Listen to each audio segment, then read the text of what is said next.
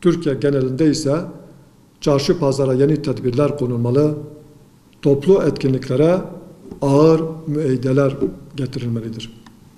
Hindistan'ın kuzeyindeki Ayodhya kentinde 16. yüzyılda inşa edilen ancak 28 yıl önce faşist Hinduların saldırısıyla yıkılan Babri Camisi'nin yerine yapılacak olan Hindu tapınağının inşasına başlandı. Faşist yönetiminin seçim vaatleri arasında yer alan tapınak inşası, Modi yönetiminin illegal politikalarını sembolize etmektedir.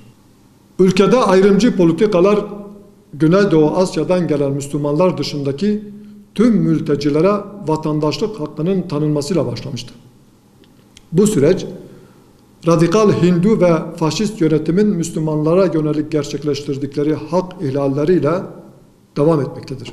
Müslümanlara ait ibadethane arazisinin üzerine inşa edilen tapınak, ırkçı, ayrımcı nefret politikaların somut delili niteliğindedir.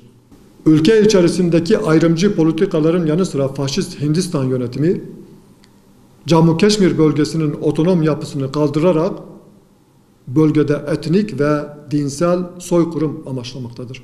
Bu doğrultuda özel mülk ihlallerinin yanı sıra iletişim kanalları sınırlandırılmış, 13.000 kişi gözaltına alınmış ve 900.000 Hindistan askeri tarafından abluka altına alınan Keşmir, açık hava hapishanesine dönüştürülmüştür.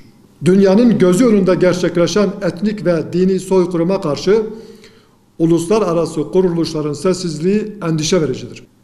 Cammu Keşmir sorunu ve ayrımcılığa uğrayan Müslümanları gündeme almaktan kaçınan İslam İşbirliği Teşkilatı başta olmak üzere tüm uluslararası kuruluş ve devletlerin hak ihlallerine karşı harekete geçerek faşist Hindistan yönetimine karşı caydırıcı yaptırımlar uygulaması gerekmektedir.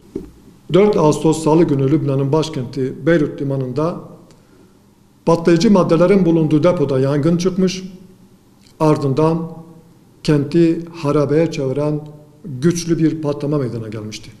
Bu elin patlamada resmi rakamlara göre 158 kişi hayatını kaybederken 6.000 kişi de yaralanmış, 10 binlerce insan işsiz ve evsiz kalmıştır. Bu vesileyle bir kez daha bütün Lübnan halkına taziye ve başsağlığı dileklerimizi iletiyoruz. Patlamanın ihmalden kaynaklanan bir kaza mı yoksa bir sabotaj sonucu mu meydana geldiğini açıklığa kavuşturmak Lübnan hükümetinin sorumluluğundadır. Zaten siyasi ve ekonomik bir istikrarsızlık içinde bulunan Lübnan'da bu patlamanın ülkeyi yeni bir etnik, mezhebi ve siyasi buhrana sürüklemesine izin verilmemelidir. Aksine bütün parti ve gruplar aralarındaki ihtilaf ve sorunları bir kenara bırakarak Lübnan'ın birlik içerisinde yeniden ayağa kaldırılması için gayret göstermelidir. Fransa, ABD, Siyonist işgal rejimi ve diğer emperyalist güçlerin Lübnan'ı yeni bir iç savaşa sürükleyecek politikalarına prim verilmemelidir. Lübnan'da var olan ekonomik ve siyasi krizin nedeninin dışarıdan yapılan müdahaleler olduğu unutulmamalıdır.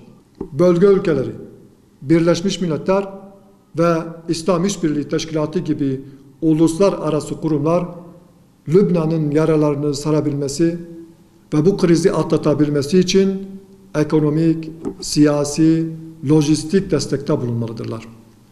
Unutulmamalıdır ki Lübnan'da ortaya çıkacak bir istikrarsızlık ve kaos ortamı sadece Lübnan ile sınırlı kalmayacak, bütün bölgeyi yeni istikrarsızlıklara sürükleyecektir.